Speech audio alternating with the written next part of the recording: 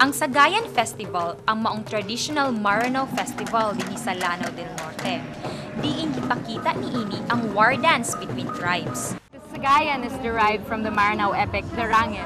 It's a tale about romance, royalty, leadership, war, good and evil. It has the same themes as the Darangin and it shares the same hero, Datu Bantugan. The Sagayan is a war dance, a story of Datu Bantugan rescuing his younger sister, Princess Lawanin, who was abducted by the prince of another kingdom. What's celebrated about the Sagayan is the triumph of good over evil and the importance of peace and reconciliation.